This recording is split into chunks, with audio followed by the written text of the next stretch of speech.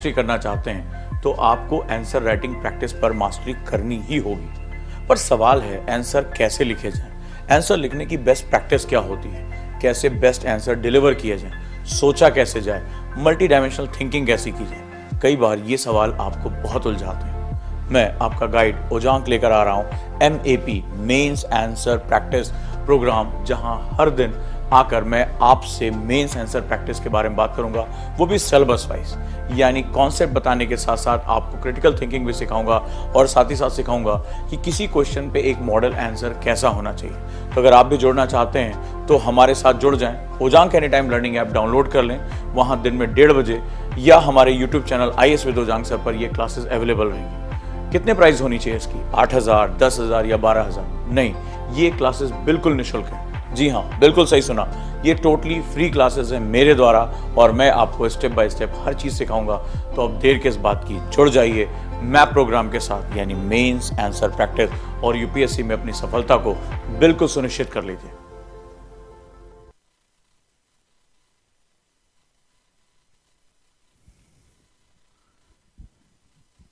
नमस्कार दोस्तों, कैसे हैं आप सभी? हम सभी रेडी हैं एक नई शुरुआत के लिए। आप सभी दोस्तों का बहुत स्वागत करता हूं। उम्मीद करता हूं आपको मेरी आवाज़ बिल्कुल क्लियर आ रही होगी। अगर आ रही है तो प्लीज़ मुझे कमेंट बॉक्स में बताएं कि we are ready for this session. हम तैयार हैं इस सेशन के लिए। So let's start.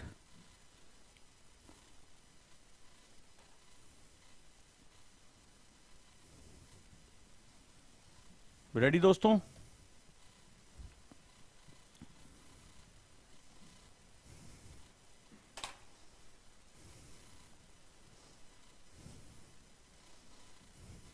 तैयार हैं आप सभी?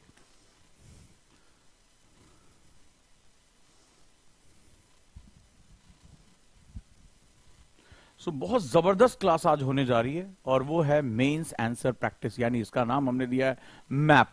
मैप, जिंदगी में हम कहीं पहुंचना चाहते हैं तो हमें मैप की जरूरत होती है। मैप, नक्शा कहते हैं, ये हमारा गाइड होता है और हमारी डेस्टिनेशन है, और वो है लबासना। या कोई भी स्टेट सिविल सर्विसेज देना चाहते हैं। कल UP PCS में रैंक 14 हमारी स्टूडेंट जबरदस्त तरीके से फरहीन सक्सेस हुई। उनकी जो इंटरव्यू की वीडियोस हैं वो आप तक अभी पहुंचने जा रही हैं, और डेफिनेटली आज एक बहुत ही खूबसूरत दिन है। तमाम बच्चों ने जो है वो हासिल किया है 28, 42, बहुत से बच्चे जो है सक्सेस हुए हैं। और ये बच्चे वो हैं जो लगातार अपना पढ़ाई कर रहे हैं, अच्छे से पढ़ाई कर रहे हैं। लास्ट ईयर फरहीन जो है किसी कारण से एग्जाम में सक्सेस नहीं हो पाई, लेकिन कहते हैं जब आप लगातार प्रैक्टिस करते हैं, लगातार कोशिश करते हैं, तो आपकी जगह सुनिश्चित हो जाती है।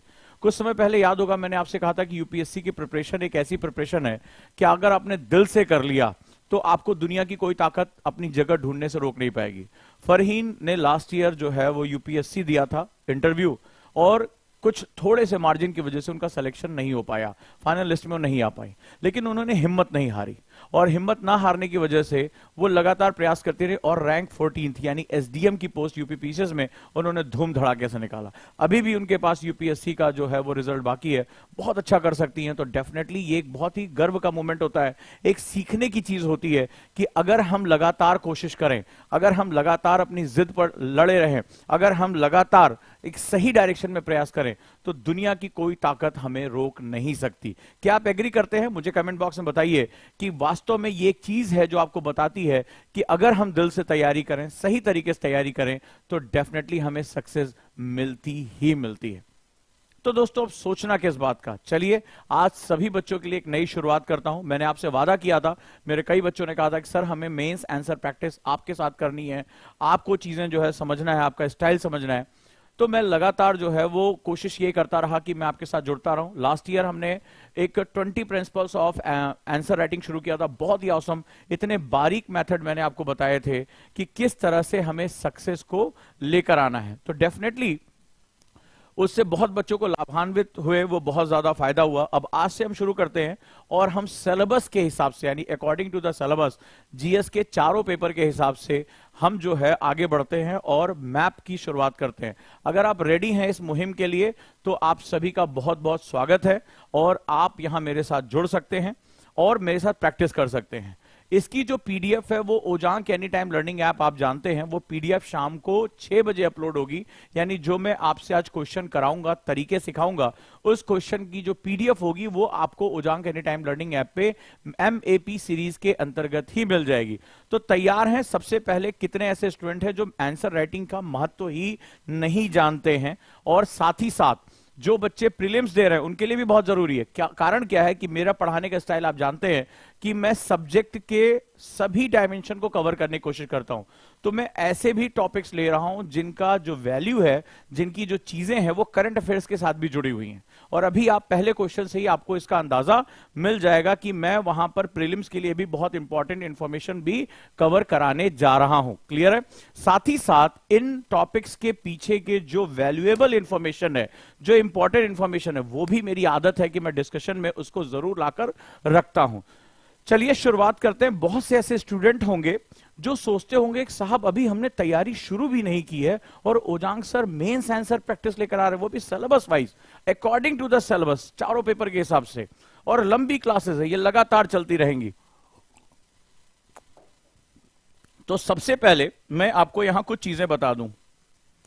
हम जब मुख्य परीक्षा यानी मेंस की बात करते हैं, मुख्य परीक्षा, राइट, चाहे आप यूपीएससी की बात करिए, चाहे आप स्टेट एग्जाम्स की बात करिए, ये परीक्षा जो होती है वो रिटन यानी लिखित होती है। दिस इज रिटन एग्जामिनेशन, लिखित। जैसे यूपीएससी की अगर हम बात करें तो यूपीएससी में 1750 मार्क्स, 1750, ये इसी का हिस्सा होता है।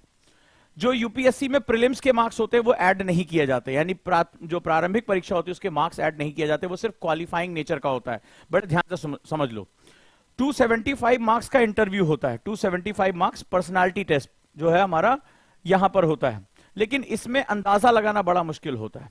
इसमें एक न्यूनतम क्राइटेरिया होता है कि न्यूनतम इतने मार्क्स दिए जाते हैं, वो आपको दिए ही जाएंगे। यानी जो सिलेक्शन का मोस्ट इंपॉर्टेंट फंडामेंटल होता है, बड़े ध्यान से समझना, अगर आप आईएएस बनोगे या आपका सिलेक्शन होगा या नहीं होगा, ये जो सिलेक्शन होता है, ये प्राइमरी जो सबसे इंपॉर्टेंट होता है सेगमेंट, वो होता है मेंस के मार्क्स पे 1750, राइट, 1750। ये इस पे सब कुछ डिपेंडेंट होता है। आपके मुख्य परीक्षा के मार्क्स जितने अच्छे होंगे वो उतना ही ज्यादा अच्छा पाएगा, आप रैंक ऊपर कर जाएंगे। सबसे एग्जांपल लेते हैं, लास्ट ईयर जो है श्रुति शर्मा और मिनी दोनों के जब हमने प्रैक्टिस कराया, सारी चीजें की, तो मिनी शुक्ला जो 96 रैंक थी, उनके इंटरव्यू के मार्क्स श्रुति से ज्यादा थे। अब आप ये बात समझिए, मिनी के मार्क्स जो हैं वो श्रुति से ज्यादा हैं, लेकिन रैंक में नंबर 1 रैंक जो है श्रुति का है। अब आश्चर्यजनक बात देखिए, मजेदार बात देखिए, उसका कारण क्या है कि जो मेंस के मार्क्स थे वो श्रुति ने ऑसम गेन किए थे, चाहे वो ऑप्शनल हो, चाहे वो मेंस आंसर, जीएस हो, एसए हो, ऑसम मार्क्स डेवलप किए थे। तो यानी अगर आपको अपनी रैंक सुनिश्चित करनी है तो आपको सबसे ज्यादा ध्यान देना होगा किस पे? लिखित परीक्षा में। अब लिखित की जब बात आती है, जिसको हम लोग सामान्य भाषा में आंसर राइटिंग कहते हैं, क्योंकि आज पहली क्लास है तो मैं आपको कई मिथ भी आपके तोड़ूंगा और आपको एक नए तरह की आंसर राइटिंग सिखाऊंगा। मेरे साथ आपको मजा बहुत आने वाला है, तरीके से आपको जो है वो सीखेंगे। चलिए अब हम आगे बात करते हैं। तो जो हमारी सेगमेंट होता है, जो बच्चे मेरे साथ पहले से जुड़े हैं वो सभी जानते हैं कि जब मैं आंसर राइटिंग वर्ड यूज करता हूं तो मैं अलग अलग यूज करता हूं, right, I am using it in a different way. ठीक है, मैं इसको बोलता हूं आंसर प्लस राइटिंग। ठीक है, दो सेगमेंट है, मैं इसको एक साथ वर्ड यूज नहीं करता। ठीक है, और बहुत से लोगों को लगता होगा जब हम पढ़ लेते होंगे, आपको ऐसा लगता होगा अरे भैया जब हम पढ़ लेंगे तब हम आईएएस बन जाएंगे। ठीक है, सभी आईएएस जो हम अभी जब पढ़ लेंगे तब हम इसको लिख लेंगे, क्या दिक्कत है, अभी हमें कौन सी जल्दी पड़ी है। ऐसे ही होता है, ऐसे ही करते हैं आप लोग। अब जरा ध्यान से समझिए, जितने भी बिगिनर हैं खास तौर पे और जितने ढीठ हैं, दोनों, बिगिनर को तो मैं सिखा ले जाऊंगा, ढीठ मतलब होता है कि अरे हमें जो करना है हम करेंगे, गुरुजी के तेल लेने होगा, इनके पास रैंक 1 होगी, इनके पास यूपीपीसीएस की भी रैंक 1 होगी, रैंक 14 होगी, होगा, हम बहुत बड़का वाला हैं, तो उनकी बात अलग है, तो दोनों को सिखाना है मुझे। तो आंसर राइटिंग दो अलग अलग सेगमेंट है। आपको अगर आंसर की नॉलेज नहीं है तो राइटिंग कम से कम शुरू करिए। तो व्हाट इज राइटिंग, मैं अपने कितने बच्चों को सिखा चुका हूं, कौन मुझे कमेंट बॉक्स में बताएगा कि मैंने हमेशा बार बार कई बार मैं इस पे क्लास ले चुका हूं और यहीं से मैं आज शुरुआत करूंगा अपनी। तो सबसे पहले मुझे बताइए राइटिंग क्यों, वाई राइटिंग, मैंने क्या बताया था इसके पीछे, मैंने एक बहुत बड़ा साइंस बताया था। ठीक है, साइंस, राइटिंग क्यों, चलिए बताइए, हाँ राजनंदिनी आप बताइए।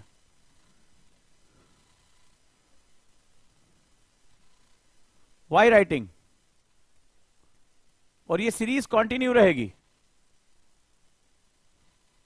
फिर अभी बताता हूं, फिर क्वेश्चन पे आऊंगा। वाई राइटिंग, राइटिंग का साइंस समझ लो बड़े ध्यान से। तुम में से कितने लोग हैं, तुम में से कितने लोग हैं जिन्होंने कुछ लिखने की कोशिश की है? आता है, सब्जेक्ट पढ़ लिया, सब कुछ है, लेकिन जब तुम लिखने बैठते हो, मुझे बताना कमेंट बॉक्स में, मुझे सबके जवाब चाहिए। कितने लोग के साथ ऐसा होता है, यार कहां से शुरू करूं?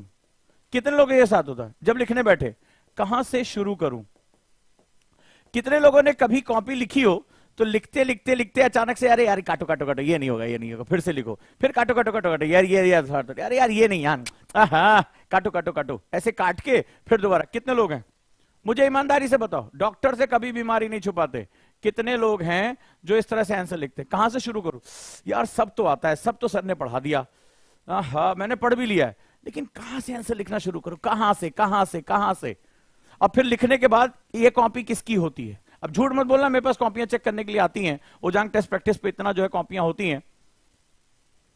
कहां से शुरू करूं? और ऐसे लिखने के बाद काटते, नहीं नहीं यहां से शुरुआत नहीं करनी चाहिए, गलत हो गया गलत हो गया, ऐसे ऐसे ऐसे ऐसे, गलत हो गया गलत हो गया गलत हो गया। कई लोग तो इतनी बार गूंज देते हैं कि एग्जामिनर को दिखाई ना पड़े कि अंदर कौन सी कब्रें छुपी हुई हैं, कहीं फॉसिल्स ना निकाल ले, फॉरेंसिक वाले ना आ जाए, दया कुछ तो गड़बड़ है, दया कुछ तो गड़बड़ है, कोई इस तरह से ना ढूंढ ना पाए अंदर कौन सा शब्द छुप दिया है।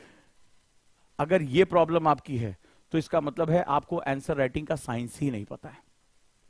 और अब जो बताने जा रहा हूं वो एनएलपी का हाईएस्ट कोर वैल्यू, आप इसको चेक भी कर सकते हैं, और किसी भी कॉग्निटिव साइंस के एक्सपर्ट से आप बात कर सकते हैं।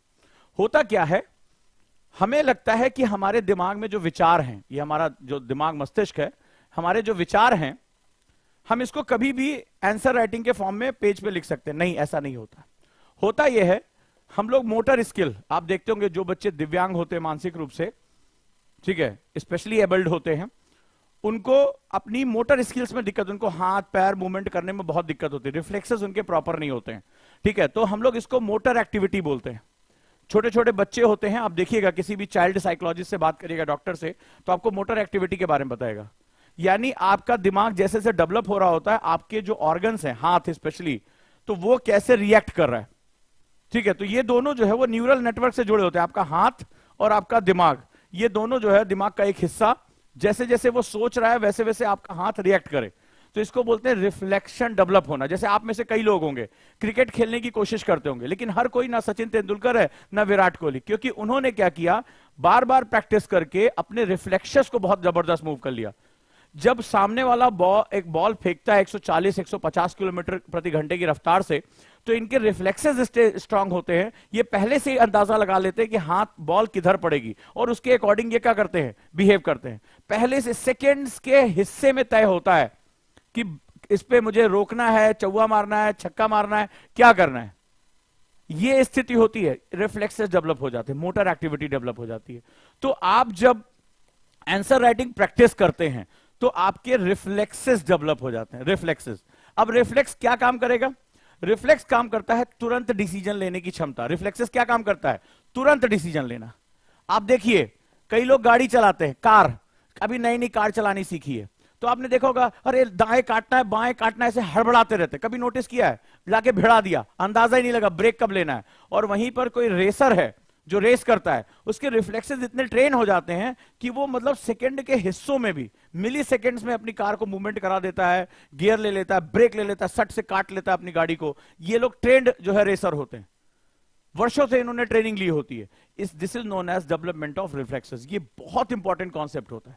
तो जब आपकी मोटर एक्टिविटी इंहांस हो जाती है तो आपके रिफ्लेक्सेस इंहांस हो जाते हैं। रिफ्लेक्सेस का मतलब, अब जैसे मान लो क्वेश्चन आया, अभी हम क्वेश्चन करेंगे, तो क्वेश्चन में क्या हुआ, दो अलग अलग थॉट्स आ गए, आपसे उसका पक्ष पूछ लिया, विपक्ष पूछ लिया, उसके जो है आर्गुमेंट्स पूछ लिए। अब आप सोचेंगे नहीं, अरे यार रुको पहले सोचे, नहीं, आपके रिफ्लेक्सेस स्ट्रांग हैं। जैसे जैसे आप क्वेश्चन पढ़ते गए, आपके दिमाग ने आइडिया लगा लिया कि मुझे इस पर क्या क्या लिखना है, क्या क्या लिखना है। तो राइटिंग की जो सबसे इंपॉर्टेंट कॉन्सेप्ट होता है उसको बोलते हैं रिफ्लेक्स को डेवलप करना। जितने आपके रिफ्लेक्सेस डेवलप होते जाएंगे आप उतना ही क्या होगा, बेहतरीन बैट्समैन बनते जाएंगे, उतना ही अच्छा आंसर लिखते जाएंगे, उतना ही तेजी से आंसर लिखेंगे। आपका कॉम्पिटिटर जो है वो अभी पहले सोचेगा इस पे क्या आंसर लिखूं, आपका आधा आंसर पूरा हो चुका होगा। तो ये सबसे इंपॉर्टेंट बात है कि मोटर एक्टिविटी को डेवलप करना, यानी आपको राइटिंग करना ही करना है। तो क्या करना होगा, आपको ज्यादा से ज्यादा आपको राइटिंग डेवलप करना है। क्लियर है? तो अब सबसे पहले अगर आप आंसर नहीं लिख पा रहे हैं तो राइटिंग करना शुरू करिए। लिखिए, जैसे मैंने आपको क्या बताया था, डायरी लिखिए। आज दिन कैसा रहा, ओजांग सर के साथ क्या सीखा, आज कौन सी चीज में पास हुए, कौन सी चीज में फेल हुए, कौन से हम काम नहीं कर पाए, लिखिए। यानी डेली सोने से पहले अगर आप 2 पेज होमवर्क दे रहा हूं पहले दिन, अगर आप बेस्ट ऑफिसर बनना चाहते हैं तो क्या करना है, आपको 2 पेज डेली लिख के सोना है। इसका पहला फायदा, एक तो सारे निगेटिव थॉट आपके दिमाग से निकल जाएंगे। दूसरा सबसे बड़ा फायदा, आप जो है वो बहुत ही प्रोमिनेंट तरीके से इस चीज को लिख पाएंगे और आपकी मोटर एक्टिविटी धीरे धीरे डेवलप होनी शुरू हो जाएगी। याद रखिएगा, राइट? अब दूसरी चीज है जो राइटिंग है, आंसर राइटिंग, ये बहुत से फायदे देती है। पहली बात, this is the best method of revision. अगर रिवीजन आप बार बार भूलने की बीमारी है, रिवीजन नहीं कर पाते, इससे बेस्ट कोई मेथड नहीं है। ठीक है, ये याद रखिएगा। तो आपको रिवीजन करने की टेक्निक आपको पता चल जाएगी। दूसरा, आपकी मेमोरी डेवलप होती है। मेमोरी, आप कहते हैं ना सर मेरी मेमोरी वीक है, याददाश्त आपकी डेवलप होती है। तीसरा, एनालिटिकल स्किल आती है, एनालिटिकल स्किल डेवलप होती है, आपकी विश्लेषण क्षमता डेवलप होती है। और चौथा, बोधगम्यता आपके अंदर आती है, आप कई चीजों को जोड़ पाते हैं। बोधगम्यता आपके अंदर यानी कंप्रीहेंशन स्किल आपकी डेवलप होती है। और ये सारी स्किल जो होती हैं वो एक ऑफिसर के लिए सबसे जरूरी स्किल होती है। तो हमने क्या सीखा, आपको मोटर स्किल डेवलप करनी है, आपको रिफ्लेक्सेस बहुत स्ट्रांग करने हैं। अपने कॉम्पिटिटर से निकलने के लिए जो 12,000 14,000 बच्चे मेंस देंगे ना, बड़े सीरियस स्टूडेंट होते हैं, जो नॉन सीरियस होते हैं छट चुके होते हैं, तो वहां कंपटीशन बहुत ही फियर्स होता है। और मेंस ही वो पॉइंट है जहां आपको अपना सबसे बेस्ट परफॉर्म करना है। अब सवाल है कि मैं इस कोर्स में क्या सिखाने जा रहा हूं, मैप में क्या सिखाने जा रहा हूं, मेंस आंसर प्रैक्टिस में मैं क्या चीज सिखाऊंगा। सबसे पहले हर क्वेश्चन के साथ मैं सिलेबस वाइज के साथ जाऊंगा, सिलेबस के हिसाब से चलूंगा। जैसे आज मैं जीएस पेपर 1 शुरू कर रहा हूं, सोशल इश्यूज, वहां से मैं शुरू करूंगा। इसके साथ दूसरी सबसे इंपॉर्टेंट चीज होगी, मैं आपको एनालिटिकल स्किल दूंगा। ठीक है, एनालिटिकल स्किल यानी सबसे पहले मैं आपको सोचना सिखाऊंगा कि किसी भी टॉपिक पे क्या सोचते हैं। तीसरा चीज इसमें मैं आपको कुछ ऐड ऑन दूंगा, इसमें कुछ नई इंफॉर्मेशन आपको जोड़ने के लिए दूंगा। ये मेरी आदत है कि मैं इसके पीछे के जो कॉन्सेप्ट होते हैं वो आपको मैं जरूर बताता हूं। और चौथी चीज, आप मेरे साथ प्रैक्टिस करेंगे। क्लियर है? इसके लिए ओजांग टेस्ट प्रैक्टिस की जो ऐप है उसको आप अपने पास डाउनलोड कर लीजिएगा ताकि हम वहां ज्यादा से ज्यादा क्वेश्चन कर सकें। सो शुरुआत करें। सब लोग मुझे कमेंट बॉक्स में बताएं कि सर क्वेश्चन के साथ शुरुआत करते हैं। रेडी हैं? मुझे मैसेज चाहिए आप लोगों के, रेडी हैं?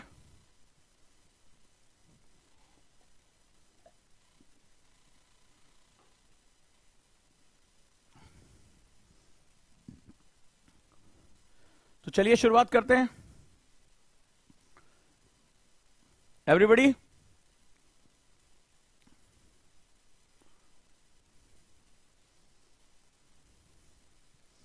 और एक चीज और बता दें, कई बच्चों ने हमसे कहा कि सर लक्ष्मीकांत का टेस्ट सीरीज, जैसे आपने एनसीईआरटी प्रहार लॉन्च किया, लक्ष्मीकांत के ऊपर बहुत प्यारी किताब है, तो हमारे लिए एक टेस्ट सीरीज लॉन्च कर दीजिए ओजांग टेस्ट प्रैक्टिस पे। तो हमने लक्ष्मीकांत का 20 सेट, राइट, हमने यहां पर लॉन्च कर दिया है। लगभग 1000 question, each set has 50 question. और ओजांग टेस्ट प्रैक्टिस पे मात्र 499 में ये जो है तुम्हारा टेस्ट सीरीज अवेलेबल है। तो अब जितने भी लोग आप जानते हैं, चाहे स्टेट एग्जाम दे रहे हो, चाहे आईएएस दे रहे हो, लक्ष्मीकांत सबसे इंपॉर्टेंट है। और इस समय प्रीलिम्स का टाइम है, जितने ज्यादा आप क्वेश्चन करते हैं आपके लिए उतना बेनिफिट बढ़ जाता है। तो चलिए शुरुआत करते हैं हम इसकी। साथ ही साथ अब जो है जीएस फाउंडेशन का जो है बैच शुरू हो रहा है आपका वेडनेसडे से, पॉलिटी के साथ सुमित सर, और ये भी 6999 में है। और 999 में हमारी एनसीईआरटी शुरू हो रही है। तो चलिए शुरुआत करते हैं। आज हमारा एक क्वेश्चन है, अब मेरे साथ इन्वॉल्व हो जाइए। ठीक है, मेरे साथ इन्वॉल्व हो जाइए कि कैसे बेस्ट अपना इसमें करना है। तो लेट्स स्टार्ट। हमारा क्वेश्चन है कि धर्मनिरपेक्षता के नाम पर हमारी सांस्कृतिक प्रथाओं के सामने क्या क्या चुनौतियां हैं। अब चलिए हम यहां से, डरना नहीं है, मेरे साथ एंजॉय करना है, इसको हम समझेंगे। What are the challenges to our cultural practices in the name of secularism, in the name of secularism. तो क्वेश्चन है कि धर्मनिरपेक्षता, राइट, यानी सेकुलरिज्म के नाम पर हमारी सांस्कृतिक प्रथाओं के सामने क्या क्या चुनौतियां हैं। रेडी? तो चलिए हम यहां से शुरुआत करते हैं। जीएस पेपर 1 का सेगमेंट है, इंडियन सोसाइटी यानी भारतीय समाज का एक क्वेश्चन है, और पिछले कई समय से आप जानते हैं कि बड़ा चर्चा में चल रहा है। सेकुलरिज्म जो वर्ड है यहां इसका कोर कॉन्सेप्ट है, तो अभी हम एक एक करके समझेंगे, ठीक है। तो सबसे पहले जब हम कोई क्वेश्चन करते हैं, आप एक बिगिनर हैं, तो आपको क्या करना होता है, अपने 2-3 की पॉइंट, क्या करना होता है, की पॉइंट पकड़ लेने होते हैं, की पॉइंट पकड़ लेने होते हैं। तो जीएस पेपर 1 मुख्य परीक्षा का भारतीय समाज का क्वेश्चन है। तो चलिए शुरुआत करते हैं। तो सेकुलरिज्म के बारे में एक हल्का सा आपको एक सेगमेंट दे दूं। तो सबसे पहले इस क्वेश्चन को करने के लिए क्या करना है, ठीक है, क्या करना है सबसे पहले, चलिए सबसे पहले आपको थॉट मैपिंग करनी है। क्या सिखा रहा हूं, डायरेक्टली आंसर कोई नहीं लिखेगा, हमें सबसे पहले क्या पकड़ना है, की पॉइंट। चलिए शुरू हो जाइए। तो की कॉन्सेप्ट्स क्या है इसमें, थिंक करिए, मैं आपको क्रिटिकल थिंकिंग सिखाऊंगा, चाहे एस्से लिखना, आंसर राइटिंग, आपकी आदत डाल दूंगा ये।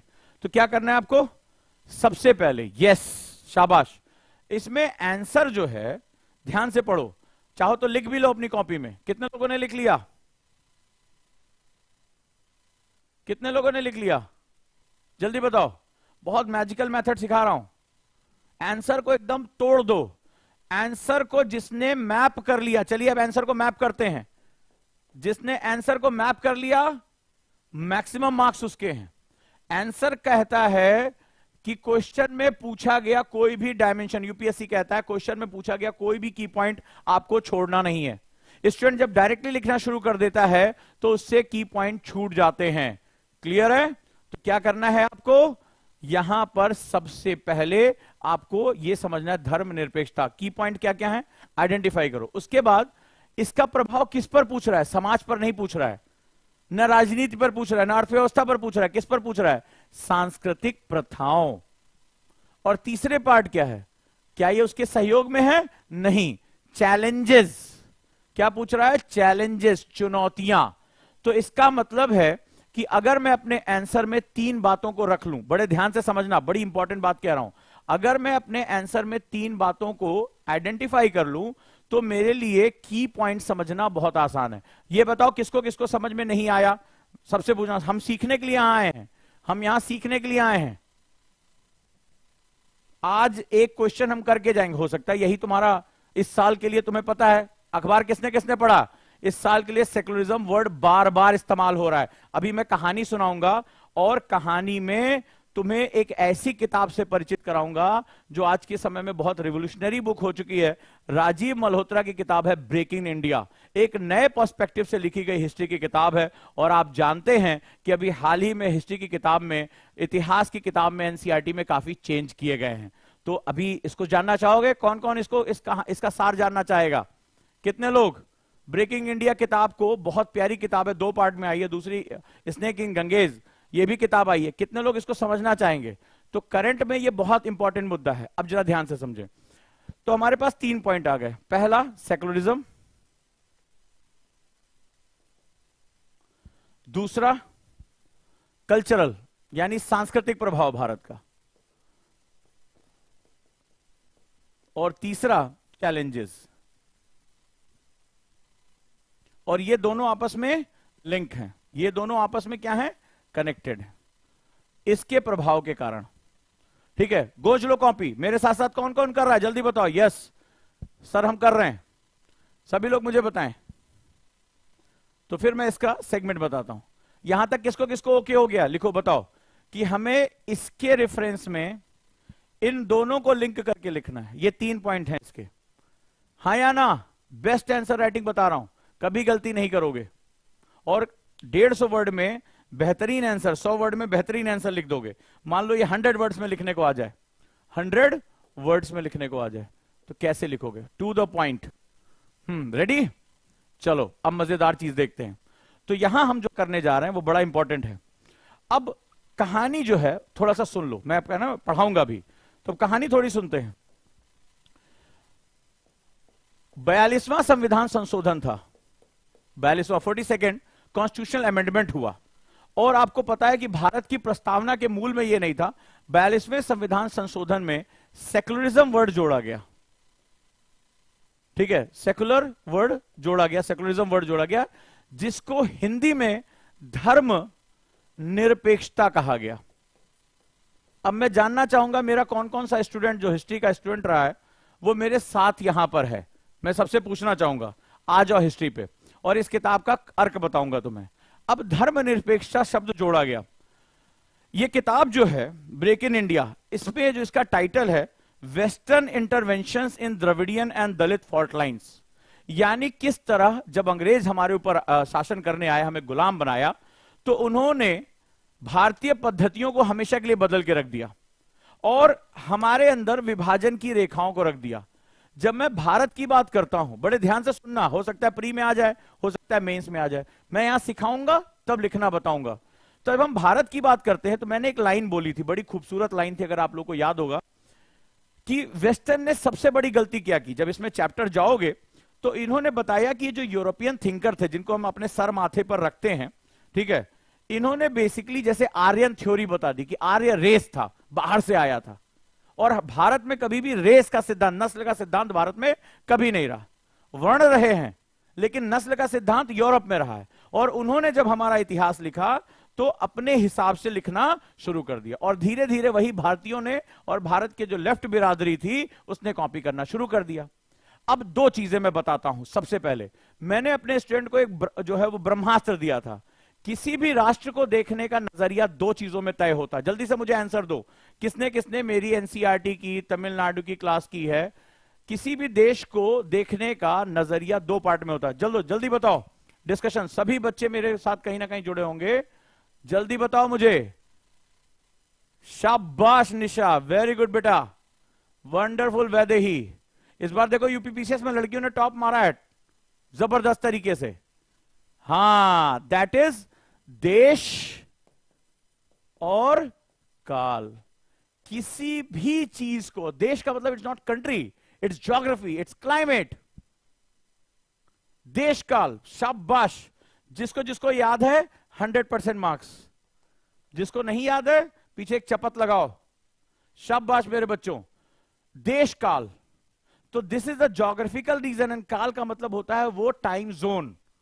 ठीक है, स्पेस एंड टाइम का कॉन्सेप्ट यहां भी काम आता है। तो हम किस ज्योग्राफिकल एरिया में हैं, हमारे जो भी ऐतिहासिक चीजें हुई हैं, जो भी हमारे कस्टम्स होते हैं, ये इन्हीं दो महान सिद्धांतों पर टिके होते हैं। अब मुझे अपने देश को डिफाइन करना है, तो ये संविधान किसका है? जल्दी से मुझे जवाब देते जाओ, सभी लोग का जवाब चाहिए। ये संविधान किसका है? ब्रिटेन का है हमारे देश में, अमेरिका का है, कहां का? रशिया का है, कहां का? हमारा है ना, भारत का संविधान है।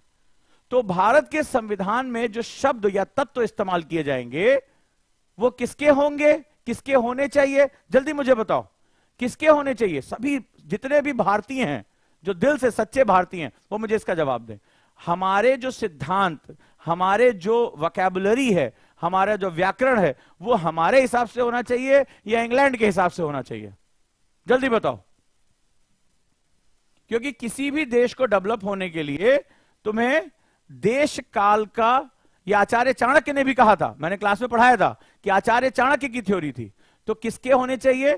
हमारा देश, हमारा क्लाइमेटिक जोन है, हमारा समय है, जिस समय में हम है उसी के अनुरूप हम व्यवहार करेंगे।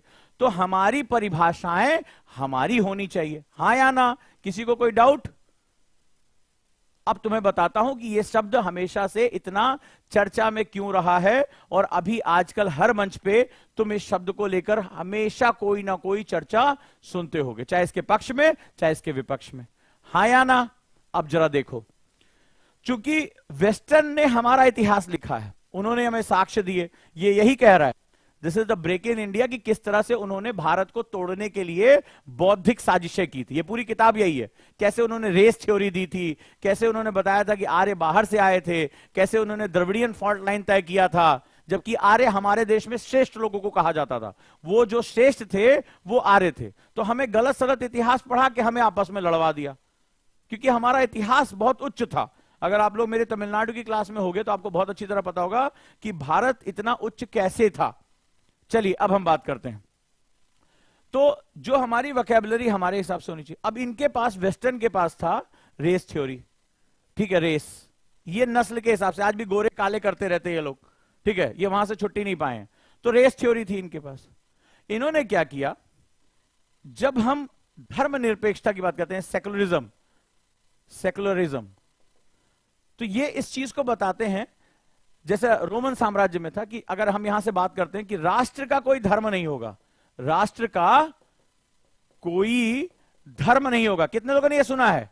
धर्म नहीं होगा, राष्ट्र किसी धर्म का सपोर्ट नहीं करेगा। यही हमें पढ़ाया गया है, हाँ या ना? जल्दी बताओ, विवादित चीज है, अभी भी सरकारें भी इस किसी मत पर नहीं पहुंची हैं। राष्ट्र का कोई धर्म नहीं होगा, हाँ या ना? क्योंकि वो ये कहते हैं, मल्टीकल्चरल सोसाइटी का जो है कॉन्सेप्ट देते हैं कि जो है कोई भी जो है वो हमारा संविधान किसी भी रिलीजन को सपोर्ट नहीं करेगा। लेकिन जब हम इसको सही तरीके से अपने देश काल में अनुवादित करते हैं, अगर किसी का कोई धर्म ना हो तो अधर्मी हो जाता है, अगर किसी का कोई धर्म ना हो तो अधर्मी हो जाता है। हमारे यहां पंथ और धर्म दो अलग अलग चीजें हैं। अगर तुम भारतीय पद्धतियों को ढंग से पढ़ोगे तो हमारे यहां राजा का भी धर्म होता है, राजधर्म, शिक्षक का धर्म होता है, शिक्षा धर्म, विद्यार्थी का धर्म होता है, जिसको पढ़ना है वो उसका धर्म हो गया। यानी हमारे लिए धर्म होता है अपने कर्तव्यों को सही तरीके से पूरा करना, टू परफॉर्म आवर ड्यूटीज। और लोकतंत्र की परिभाषा क्या थी? क्यों प्रधानमंत्री ने कहा कि भारत लोकतंत्र की जननी है, मदर ऑफ ऑल डेमोक्रेसी? ये अमेरिका का नहीं है। अमेरिका का राष्ट्रपति कहता है दुनिया का सबसे पुराना लोकतंत्र अमेरिका, 400 साल हुआ तुम्हारे पास। तो प्रधानमंत्री ने क्या कहा? प्रधानमंत्री ने कहा कि भारत लोकतंत्र की जननी। क्यों?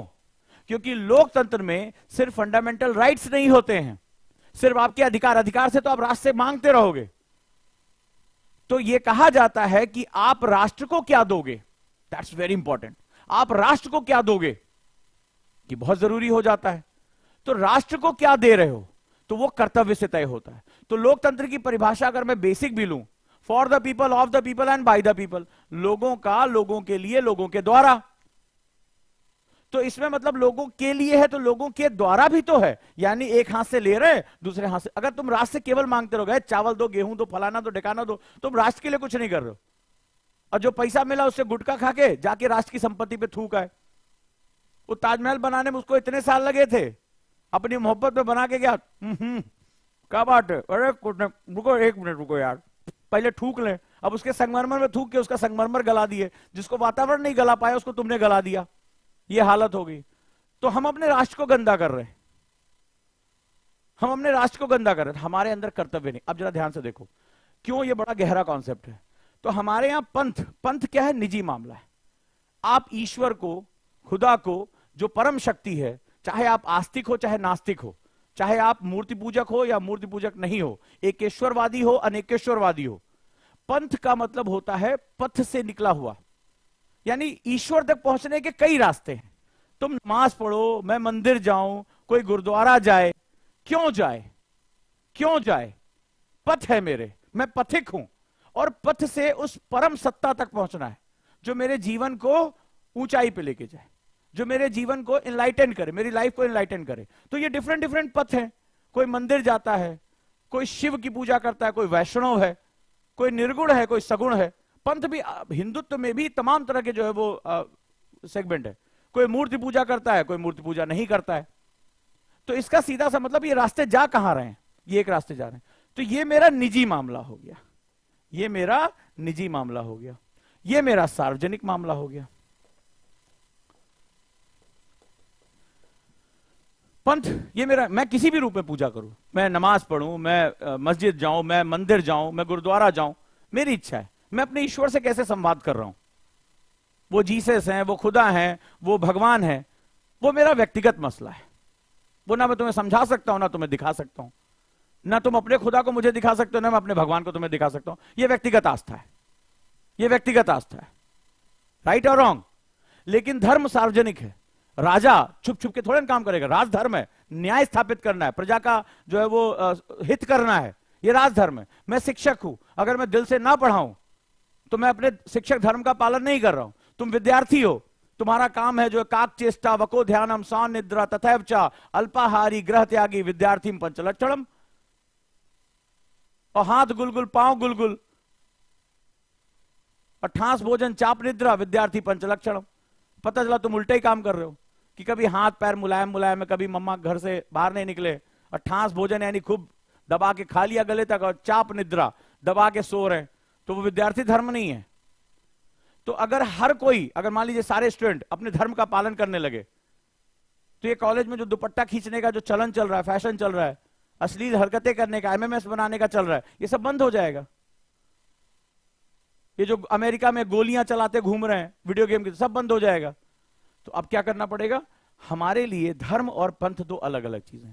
लेकिन जब हमने देश काल की परवाह किए बिना एक शब्द को उठा लिया ब्रिटेन से, हमने मान लिया कि मानसिक रूप से ये मैं नहीं कहता हूं, ये किताब कह रही है, ये किताब कह रही, पढ़ना और कहोगे तो मैं इसकी समरी पढ़ा दूंगा किसी दिन। ये किताब कह रही है कि हमारे जो मानसिक आका थे वो वहीं और कहीं बैठे थे, वो कहीं और बैठे हुए हैं, और हमने वही लीजेसी को कंटिन्यू कर दिया। ये ब्राउन साहब हमारे पास आ गए, व्हाइट साहब चले गए, ब्राउन साहब आ गए, तो हमने क्या किया? इस शब्द को डाल दिया। अब हमने जब रिलीजन वर्ड डाला, सेकुलरिज्म वर्ड डाला, तो हम पंथ और धर्म में अंतर करना भूल गए। अच्छा, अब दूसरी बात, ये जो मैं कॉन्सेप्ट बता रहा हूं भैया लिख लेना, इतना गला फाड़ लिख लेना। मेरे कॉन्सेप्ट डिस्कशन बहुत गहरे चले जाते हैं क्योंकि बहुत अपडेट रहता हूं, दीन दुनिया में क्या चल रहा है, बहुत ध्यान से लिख लेना इसको, है ना। अभी नए नए कॉन्सेप्ट बता रहा हूं, तो ये अंतर समझ में आया। तो धर्म, जो हमारे यहां धर्म है, धर्म मतलब होता है कर्तव्यों का पालन, हम ड्यूटीज की बात कर रहे हैं, ठीक। अब दूसरी बात, अब पहला सेकुलरिज्म समझ में आया। तो सेकुलरिज्म क्या कहेगा? भाई राष्ट्र का कोई धर्म नहीं है, तुम जो चाहे वो करो, सबको समान लेके चलो। लेकिन भारत कैसा देश है? भारत के बारे में जब तुम थोड़ी भी जानकारी कहोगे, टीना डाबी ने कहा भारत को जानो, ठीक है, और हर स्टूडेंट को, मैं यूपीएससी का हर स्टूडेंट को कहता हूं, कोई सब्जेक्ट पढ़ो चाहे ना पढ़ो, अपने राष्ट्र को पढ़ लो। भारत इकलौता ऐसा देश है जिसमें कोपेन के सभी जलवायु वर्गीकरण है, सभी विविधताएं। अब जरा ध्यान से इस बात को सुनना, मैंने एक चीज कहा था कि भारत विविधता का देश है, डाइवर्स है, हमारे सिलेबस में भी है। भारत कैसा देश है? विविधता का देश है। It is a diverse country. Diverse का मतलब क्या होता है? मैंने एक एग्जांपल लिया था अपने तमिलनाडु के बच्चों को, जो हमारी हिस्ट्री की क्लास थी। एक बगिया है, एक बागीचा है जिसमें हर तरह के फूल हैं। जब एक बागीचे में हर तरह के फूल होते हैं, कोई लाल है, कोई पीला है, कोई जो है गुलाबी है, तो आपका मन बड़ा आनंदित होता है। तो भारत नाम का एक बागीचा है जिसमें अलग अलग रंग, रूप, बोली, भाषा, त्योहार, संस्कृति, ये लोग हमारे साथ जुड़े हुए हैं। तो भारत एक डाइवर्सिटी है, और डाइवर्सिटी का मतलब होता है कि हम एक धारा की अलग अलग शाखाएं हैं, और ये हमें बहुत सुंदर, बहुत विस्तृत बनाती हैं। हम सम्मान करते हैं। हम एक ही दिन मकर संक्रांति मनाते हैं, तो हम दूसरे धर्म में अलग अलग त्योहार मनाते हैं। हम बिहू भी मनाते हैं, हम पोंगल भी मनाते हैं, हमारे तरीके अलग हैं और हम इनका सम्मान करते हैं। यह भारत की विविधता है। लेकिन जब आप इस किताब को पढ़ोगे तो वेस्टर्न ने हमारे साथ एक गेम खेल दिया। यही इसका आंसर होगा। इस क्वेश्चन का आंसर बड़ी डेप्थ में है, ठीक है। और इस वेस्टर्न ने हमारे साथ एक गेम खेला। क्या खेला?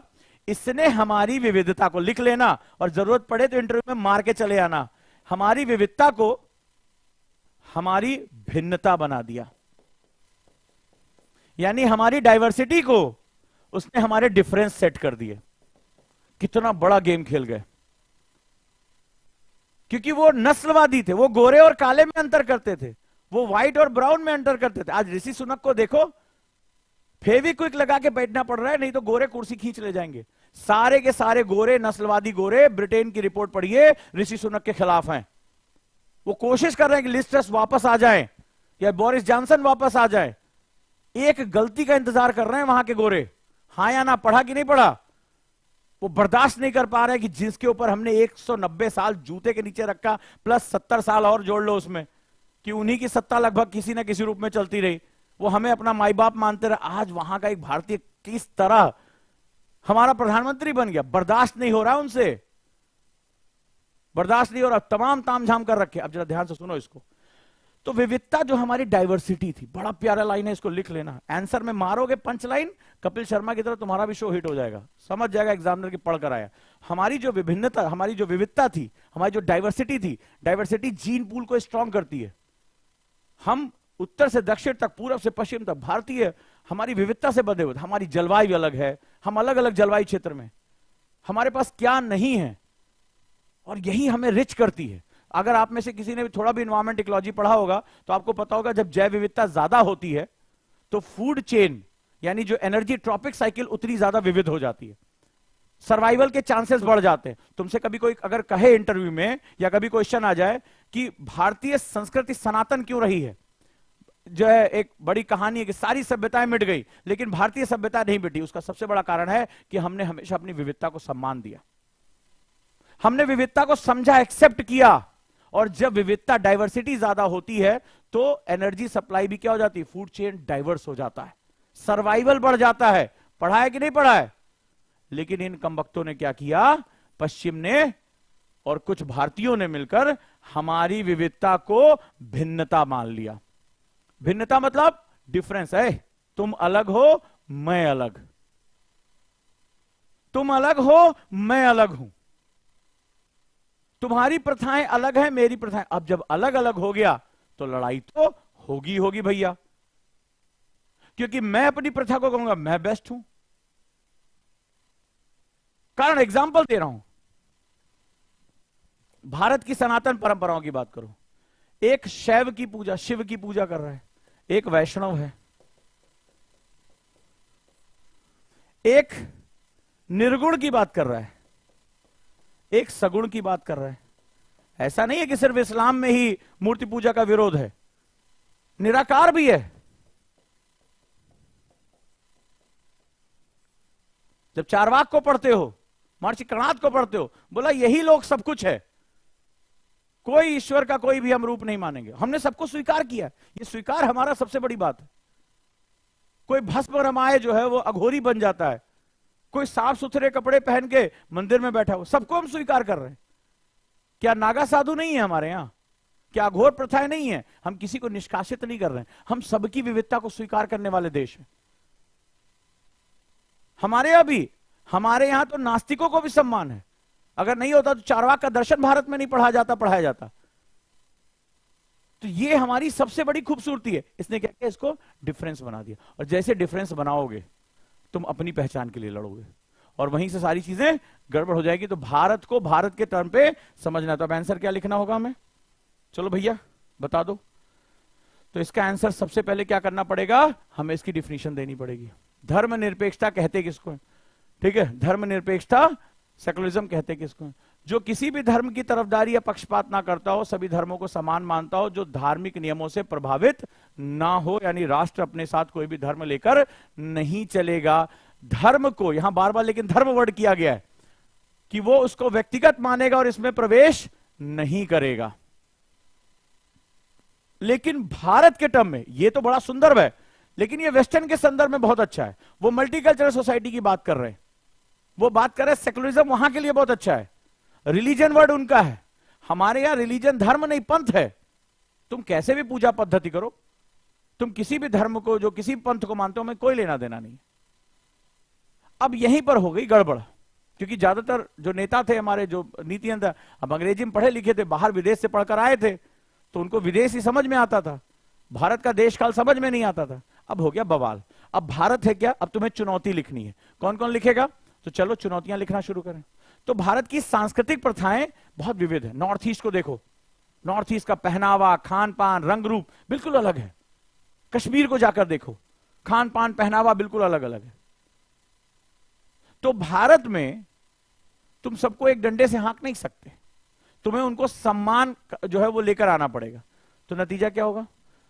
तो मान लो फॉर एग्जाम्पल जैसे धर्मनिरपेक्षता की बात हो रही है, तो अगर हम इस तरफ जाते हैं कि सेकुलरिज्म है, तो आप किसी धर्म की तरफ नहीं जा सकते, किसी पंथ की तरफ नहीं जा सकते। तो तुम समान नागरिक संहिता की बात करो कि सारे नागरिक बराबर हैं। तो तब उसमें भी क्या होगा, कई ऐसे अल्पसंख्यक होंगे जिनकी कुछ खास रीति रिवाज है। तो अगर हम सेकुलरिज्म की तरफ, हम किसी भी धर्म, हम जो है अल्पसंख्यक और बहुसंख्यक की बात ही नहीं करेंगे। क्यों हम डिफाइन करें कि ये अल्पसंख्यक है, बहुसंख्यक है? भारत के नागरिक हैं तो हम समान नागरिक संहिता की तरफ जाएंगे। और अगर हम मानते हैं कि उनके एक सांस्कृतिक विन्यास है, कि उनका एक कल्चरल सेटअप है, तो हम उसको पालन करने देंगे। अब बड़ी मुश्किल यहां फंस गई, चुनौती यह है कि हम चले तो किधर चले, और दोनों एक साथ लेके चल नहीं सकते। या तो तुम एक्सेप्ट करो कि अगर ये सेकुलरिज्म, हमें इसीलिए सीडो सेकुलरिज्म दिया गया, जहां राजनीति को लगा उसने अपने हिसाब से फायदा उठा लिया। फॉर एग्जाम्पल, अगर हम कहते कि हमें किसी से कोई लेना देना नहीं है, तो अल्पसंख्यक मंत्रालय क्यों बनाए तुमने? तुमने जो खास योजनाएं क्यों बनाई? सबको एक बराबर कर दो। दोनों के नियम अलग अलग क्यों हैं? चाहे विवाह के नियम हो, 3 तलाक की बात क्यों आ रही है? बोले सब बराबर है, सबके लिए कानून एक बराबर है। राइट और रॉन्ग? तो संस्कृति में और इस कॉन्सेप्ट में एक टकराव हमें देखने को मिलता है। और या तो इसको एक्सेप्ट करो तो साथ लेकर चलो सबको। क्लियर है? फॉर एग्जाम्पल, भारत की विविधता है, भारत की भिन्नता नहीं है, विविधता, डाइवर्सिटी है। तो धर्मनिरपेक्ष भारत की विविधता में एकता पर भी खतरा है। ठीक है, कई नॉर्थ ईस्ट के स्टेट है, वो कहते हैं हमें हमारे कस्टम में रहने दो। तमाम आदिवासी हैं, जनजातियां हैं, वो कहते हैं हमें हमारे कस्टम में रहने दो, और आप उसको रहने नहीं दे रहे। आप सोच रहे हो उसको मुख्य धारा में लेकर आए, तो आपको लगता है कि हम मुख्य धारा में हैं तो हम सबको लेकर चलेंगे। गलत है ये। जैसे मैं आज की बात कर रहा हूं, आज आपने पेपर में पढ़ा होगा भारतीय वन कानूनों के बारे में। अब भारतीय वन कानून जो है, यानी इंडियन फॉरेस्ट के जो लॉज हैं, वो अंग्रेजों के जमाने के हैं, वो अंग्रेजों के जमाने के। हमारे यहां प्राचीन समय से ही, चाहे आप रामायण पढ़ते हो, तो तमाम वनवासी जातियां रहा करती थी, तमाम ऐसे लोग रहा करते जो है वनों में रहा करते थे। आगे चलकर उन्होंने आदिवासी नाम दे दिया कि प्राचीन लोग हैं, वो वनवासी थे, वो आदिवासी हो गए। फिर क्या हुआ, एक अंग्रेजों का फॉरेस्टर आता था, एक अधिकारी जो जिंदगी में कभी गांव नहीं रहा, वन में नहीं रहा, वो एक डिग्री लेकर एक एग्जाम पास करके आ गया। अभी भी यही होता है। और वनवासियों के सारे अधिकार छीन लिए और सरकार की योजनाओं को लाद दिया। उनके अपने कस्टम है, अगर वो आज भी पत्तों को निचोड़कर अपने जख्मों को भर रहे हैं तो उसकी वो नॉलेज है, उसको हमें एक्सेप्ट करना चाहिए। हमारी ही मेडिसिन सिस्टम हमेशा अच्छी होगी ये कोई जरूरी नहीं है। हमें उनकी भी चीजों को सीखना, लेकिन हमने उसको दबाया, हमने उनको जंगलों से बाहर कर दिया, हमने उनके घरों को उजाड़ दिया। तो ये चीजें बड़ी इंपॉर्टेंट होती हैं, राइट? फॉर एग्जाम्पल, अब कोई अपने सांस्कृतिक संरक्षण करना चाहता है, अपने कल्चर को बचाना चाहता है, मान लो जलीकट्टू है, तो एनिमल राइट्स वालों ने कहा नहीं गलत है, खत्म करो इसको, ये प्रैक्टिस गलत है। तो तुम एक पक्ष दूसरे पक्ष पे गलत कह रहा है। आपने अभी कंटारा मूवी देखी होगी, देखी थी, वो इसी विषय की बात कर रही है। तो हम संस्कृतियों का सम्मान अगर नहीं करेंगे और हमने अपने हिसाब से, हम पावरफुल है, हमारे पास है, इंटरनेट पे हम आर्टिकल लिख रहे हैं, तो हम किसी को गलत नहीं कह सकते। क्योंकि अगर आज हम अपने आप को सही कह रहे हैं तो ग्लोबल वार्मिंग क्या जो है दूसरे ग्रह वाले हमें दे रहे हैं? हमारे ग्लेशियर जो पिघल रहे हैं वो बगल वाले ग्रह वाले आके पिघला रहे हैं क्या? आज हमारा पूरी जो धरती है वो कूड़े से पटी है, आज हमारा समुद्र भी प्रदूषित है, तो ये मंगल वाले करके जा रहे हैं क्या? कौन कर रहा है ये?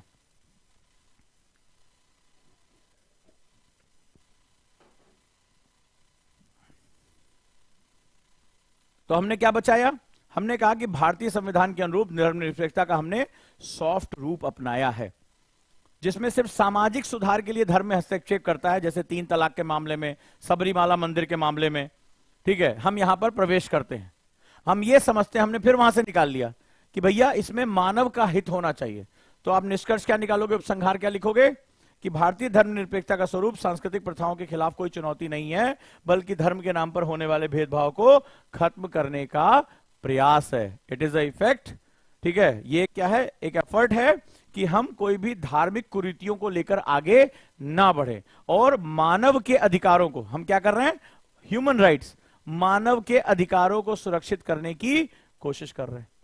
लेकिन कुछ तो दिक्कत है जिसकी वजह से तमाम कुरीतियां अभी भी चल रही हैं। ठीक है, इसीलिए इस शब्द को हमें भारतीय देश काल के हिसाब से एस्टैब्लिश करने की जरूरत है। डन? यस या नो? कितने लोग और पॉइंट्स लिख सकते हैं? कितने लोग और पॉइंट्स लिख सकते हैं? तो हमने आज क्या क्या सीखा? हमने सीखा सबसे पहले कि किसी भी राष्ट्र को समझने के लिए देश काल का होना जरूरी है। पूरे सीक्वेंस ऐसे लेक्चर चलेंगे।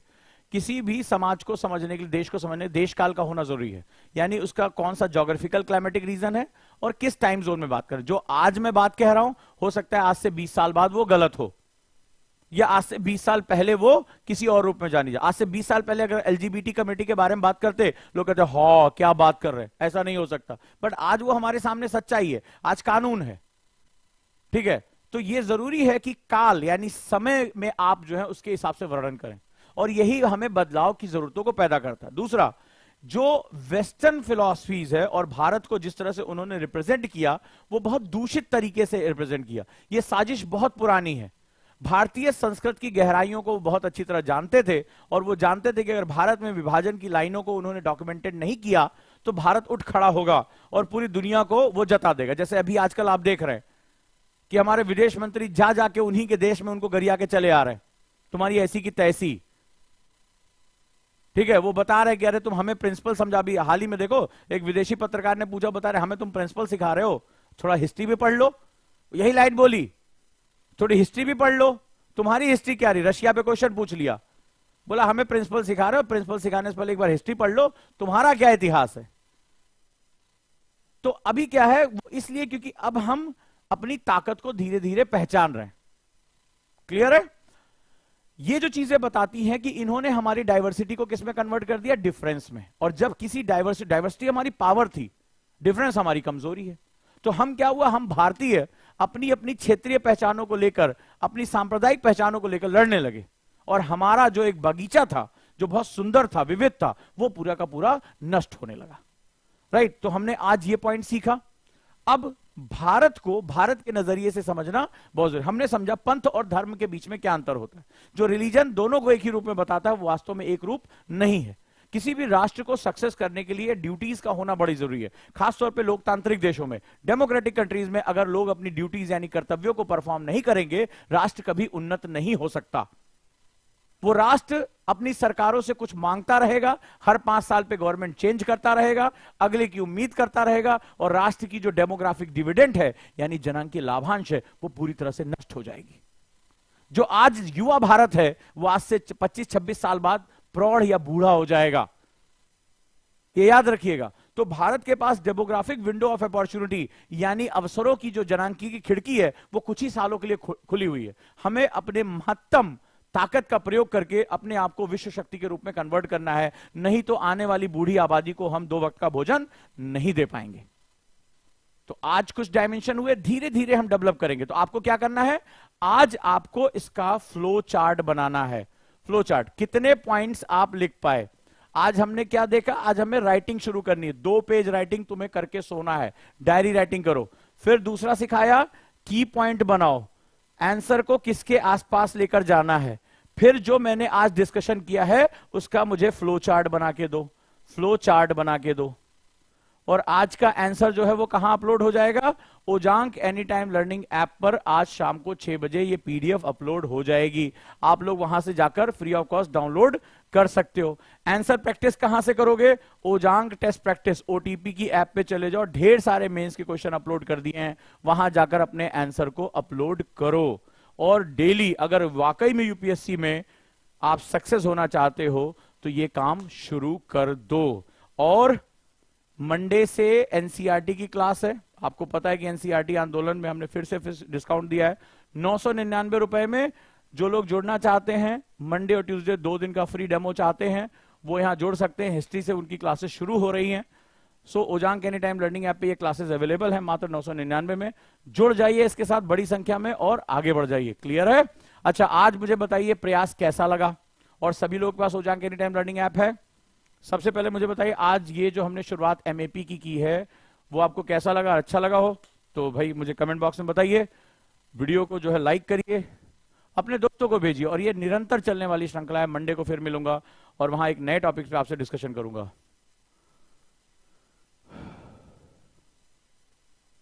बहुत सही मणिकांत, बहुत बढ़िया लिखा तुमने। जो बिहार की घटना हुई वो यही थी, राष्ट्र के ऊपर जब हम धर्म को लेकर जाते हैं, धर्म को नहीं पंथ को लेकर जाते हैं, हम विद्रूप शब्दों का इस्तेमाल कर रहे हैं। तो रोज के रोज मैं ऐसे ही कॉन्सेप्ट डेवलप करूंगा आपके, और सिलेबस वाइज लेकर चलूंगा। आपको मेरे साथ प्रैक्टिस करनी है, क्लियर है?